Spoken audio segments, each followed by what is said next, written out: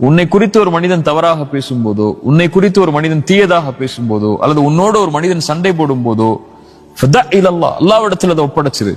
ஒருவேளை அதில் உண்மை இருந்தால் அவர் பேசுவதில் அல்லாஹ்விடத்தில் நீ தௌபா செய்து கொள். தௌபா செய்து கொண்டு நீ பாவ மன்னிப்பு கேட்டதற்கு பிறகும் உன்னை பற்றி மனிதர்கள் தவறாக பேசினால் அது அல்லாஹ்விடம் இருந்து வரக்கூடிய சோதனை. அதில் பொறுமையாக இருந்தான். சுப்ஹானல்லாஹ், எவ்வளவு பெரிய அறிவுரை பாரு. ஒருவேளை நீ அவங்க உன் மேல அவதூறு சொல்லல, ஆனா உனக்கு அது அவதூறா தோணுது, அல்லது உன் மேல தவறுதல் சொல்றது உனக்கு பிடிக்கல அப்படின்னா உனக்கு அல்லாஹ் எச்சரிக்கிறான். அவர்கள் மூலமாக நீ தனிமையில் உட்கார்ந்து அல்லாஹ்விடத்திலே தௌபா செய்து கொள். அதற்கு மேலும் உன் மானம் கண்ணியம் இழக்கப்பட்டால் அது அல்லாஹ்விடம் இருந்து வரக்கூடிய சோதனை. பொறுமையோடு அல்லாஹ் அதிலிருந்து உனக்கு விடுதலை தருவான். அல்லது அல்லாஹ் உனக்கு அந்த இடத்தை விட்டு அந்தஸ்தை நீ விரும்பாத முறையில் அல்லாஹ் உன்னை உயர்த்துவான்னு சொன்னாங்க. அபூதர்தாவுடைய இந்த ஹதீஸ் சொல்லக்கூடிய விஷயம் யாருடைய ஹதீஸ் அடிப்படையில் தான்?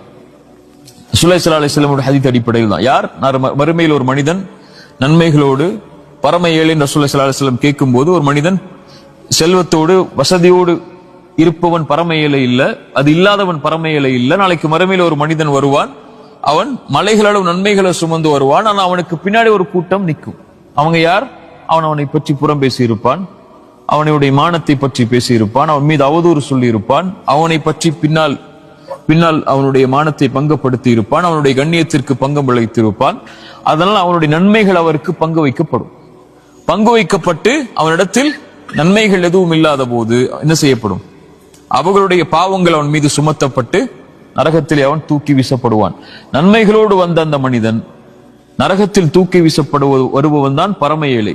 அப்போ ஏழ்மை என்ற ஒரு நாள் வரும், நன்மைகள் தேவையான ஒரு நாள் வரும்.